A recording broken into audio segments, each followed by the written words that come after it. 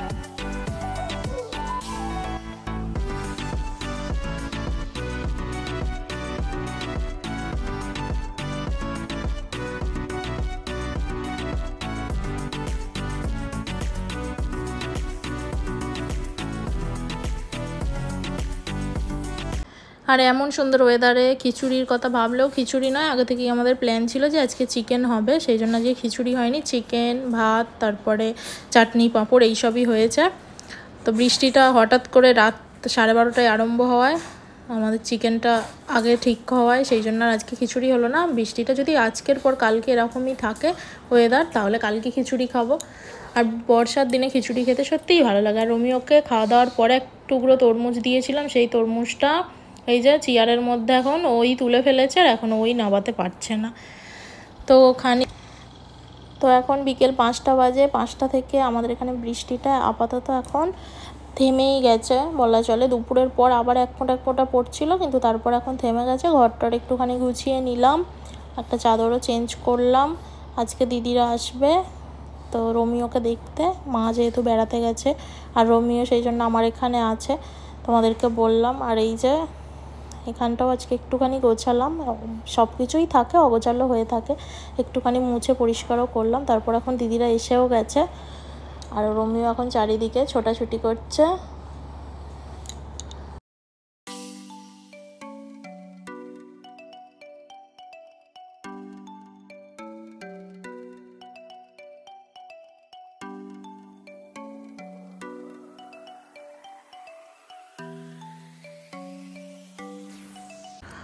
তো আজকে হচ্ছে নেক্সট ডে, কালকে ব্লগটা তারপরে আর কন্টিনিউ করা হয়নি। এখন রোমিও দেখেছো একদম চুপচাপ টেবিল চেয়ারে, এখানে চেয়ারের মধ্যে এখন বসে রয়েছে, ওর টেবিলে খাবারের জন্য ওয়েট করছে। আর আজকে হচ্ছে ওর জন্মদিন।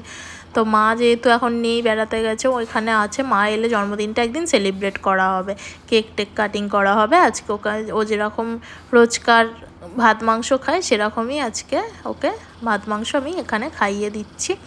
আর মা এলে কেক কাটিংটা করা হবে মায়ের ওখানে। তো এই যে এখন দেখো রোমিও কি সুন্দর চেয়ারে বসে রয়েছে, ওকে আমি একটুখানি খাইয়ে দিই।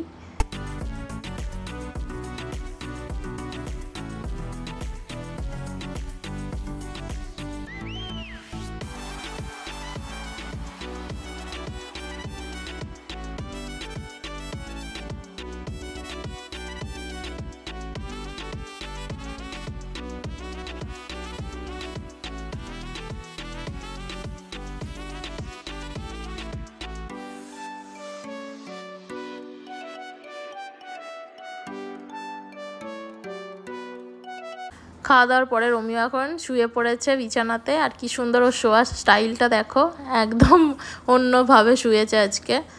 আর একটু চুলকে দিতে বলছে।